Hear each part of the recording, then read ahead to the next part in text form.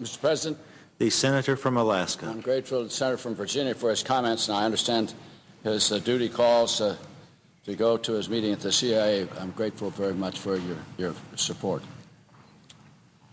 Mr. President, just before Christmas in 1968, I was appointed to succeed Alaska's first senator, our first senior senator, Bob Bartlett. Next month will mark the 40th year that I've had the honor and privilege to serve here in this great chamber. First and most importantly, I want to thank my family. After my wife Ann's tragic death in 1978, I thought the end of my career had come. But my dear wife Catherine entered my life in 1980, and joined by my 6 children, Susan, Beth, Ted, Walter, Ben, and Lily, and my 11 grandchildren, my family has given me love, support, and sacrifice, which made my continued career here in the Senate possible and gave it meaning. I dearly love each member of my family. 40 years. It's hard to believe that so much time could pass so quickly, but it has. And I want everyone listening to know that I treasure every moment I've spent here representing Alaska and Alaskans, the land and the people that I love.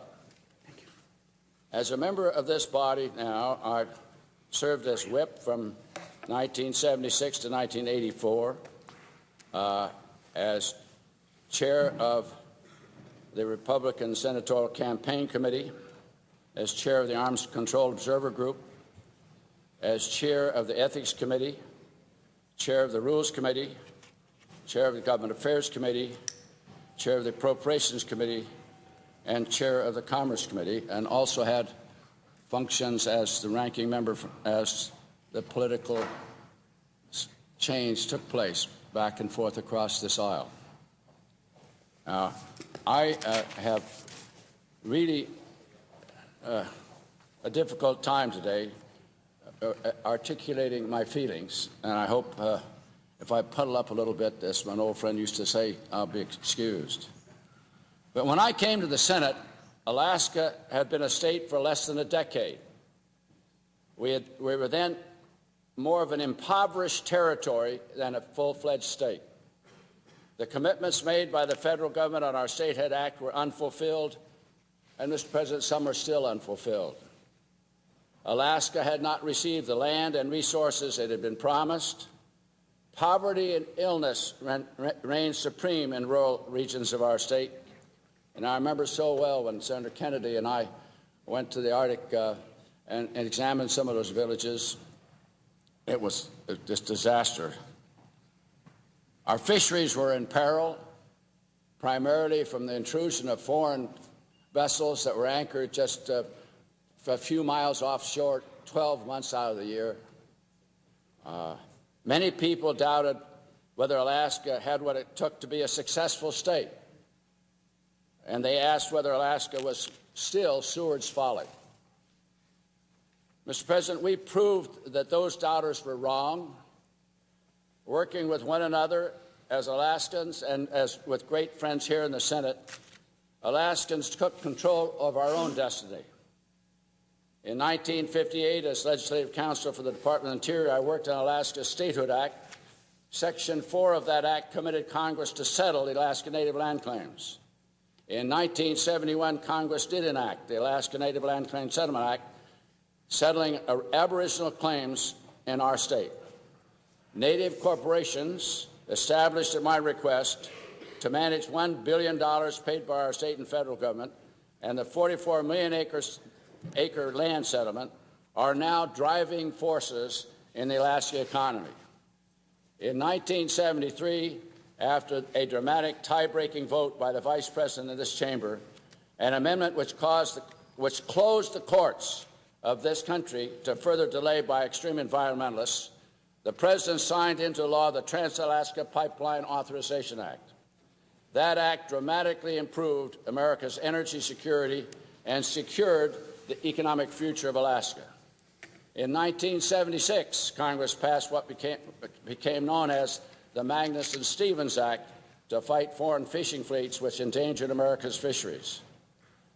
Because of that act, America's fisheries today are the most productive and the best managed in the world.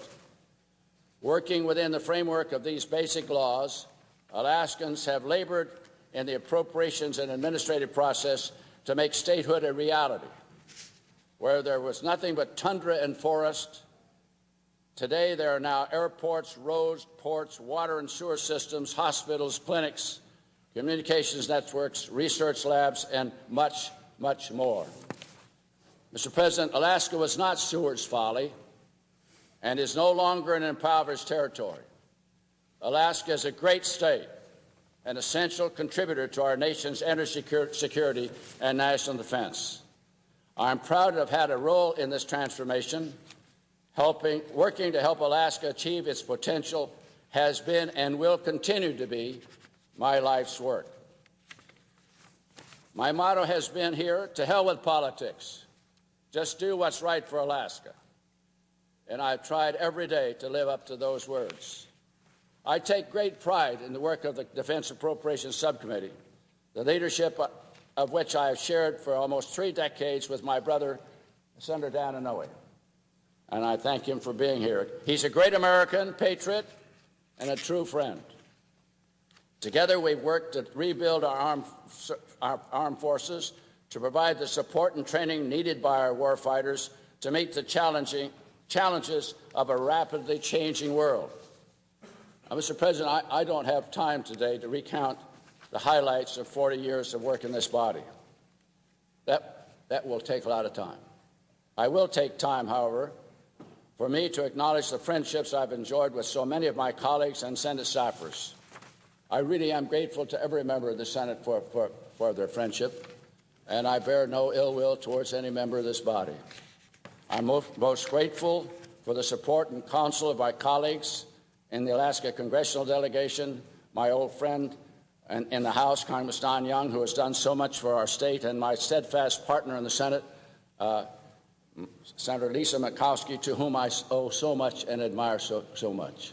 She's really been a true friend and a true partner, and I really wish her well in the future here. I also acknowledge the tremendous contribution made by hundreds of young Alaskans who have come to Washington to serve in my staff. In particular, let me express my gratitude to my current staff, all of whom have worked hard for Alaska during the toughest of times. I know all will go on to do great things for Alaska and for our country. Mr. President, I feel blessed by God to have had the opportunity to serve in this body. I deeply appreciate the trust that Alaskans have reposed in me for 40 years. When Alaska needed a strong voice to speak up for its interests, I did my part to the best of my ability.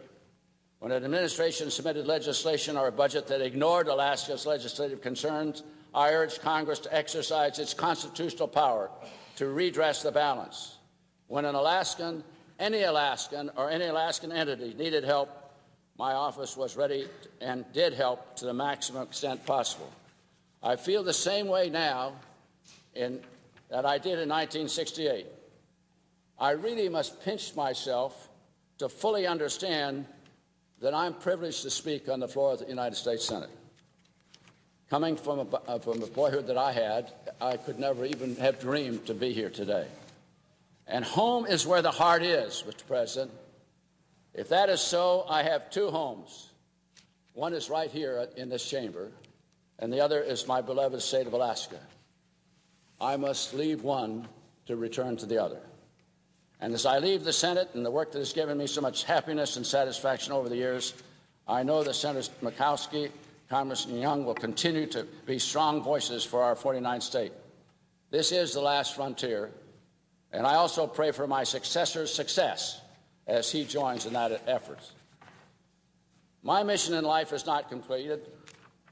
I believe God will give me more opportunities to be of service to Alaska and to our nation, and I look forward with a glad heart and with confidence in his justice and mercy. I told a member of the press yesterday, I don't have any rear-view mirror.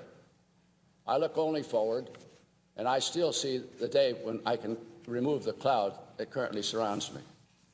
That's it, Mr. President. 40 years distilled into a few minutes. I close by saying and asking that God bless Alaska and our governor. God bless the United States of America and our president. And God bless the Senate and every member of this body. I yield the floor for the last time. The Majority Leader is recognized.